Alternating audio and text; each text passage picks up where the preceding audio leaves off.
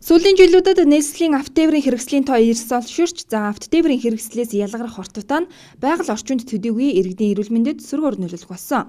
Түүнчлэн манай улсын хилээр нэвтрэх автотээврийн хэрэгслийн тоо жилээс жилд нэмэгдэж, нэг өрхийн 3 хүн тутмын нэг нь автомашинтай болсон байна. Өнгөрөх 2010 оны байдлаар нийтдээ 24633 тэгшэрхэг автотээврийн хэрэгслийг улсын хилээр нэвтрүүлж байсан бол 2011 оны эхний 8 сарын байдлаар гэхэд 31341 тэгшэрхэг автотээврийн хэрэгслийг улсын хилээр нэвтрүүлсэн нь өмнөх оны мөн үеэс даруй 2.2 дахин нэмэгдсэн үзүүлэлтийг харуулж байна.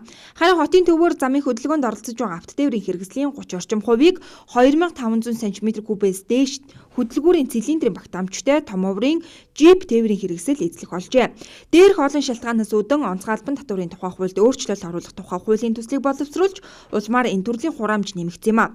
За энэ оны автотээврийн болон өөр явагч хэрэгслийн жилийн албан татвар хураах үйл ажиллагаа улсын хэмжээнд явагдаж байгаа. За харин үйлчилгээний цагийн хуваарьт бага зэргийн өөрчлөлт орсон байна. Төв комиссын урал дээр нэг шийдсэн асуудал бол ажиллах цагийн хуваарийг одоо ярьсан байгаа. За өдөр бүр амралтын өдрүүдийг оролцуулаад өглөө 9:00-өөс орой 21:00 хүртэл одоо энэ цүгэд ажиллана. За энэ цүгүүдээр бол техникийн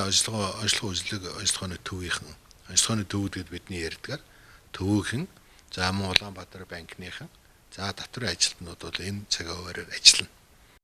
Нийслэлийн иргэдийн төлөөлөгчдийн хурлын 2012 оны 6-гийн 46 дугаар тогтоолоор батлагдсан хэмжээгээр дээрх татварыг хурааж байна. За тухайлбал 2000 см3 цилиндрийн багтаамжтай суудлын автомашины татвар 4800 төгрөг, 3000 см3 цилиндрийн багтаамжтай суудлын автомашины татвар 81000 төгрөг, 15 хүртэлх хүний суудалтай микробусны татвар 50000 төгрөг, за харин автобусны татвар 62400 төгрөгийг тус хураагддаг байна. За нийт автомашинаас хураасан албан татвар чухам юунд зарцуулагдаж байгаа нь хүн бүхэнд сонин зам засварын ажилд бүгд зарцуулагдаж байгаа гэгдэх боловч за хот болон хөдөө орон нутгийн нэн төрөнд засварлагдах шаардлагатай байгаа автозамууд шинжлэхдэггүй байгаа нь иргэдийн бохимдлыг ихэд төрүүлдэг юм а. 4 сарын одоо 2-оос эхлээд Улаанбаатар зам засварын ажил эхэлсэн.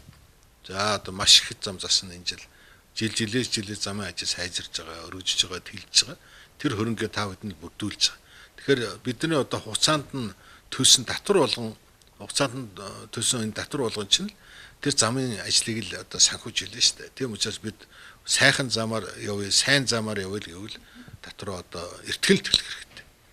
Татвар төлөх сүүлийн хугацаа 6 дугаар сарын 1 хүртэл байгаа. За дээрх хугацаанаас хойш автотээврийн болон өөр явагч хэрэгслийг импортоор оруулж ирсэн бол харьяалах татврын албандаа бүртгүүлэн тайланд жилийн үлдсэн хугацаанаас ногдох татварыг төлдөг байна.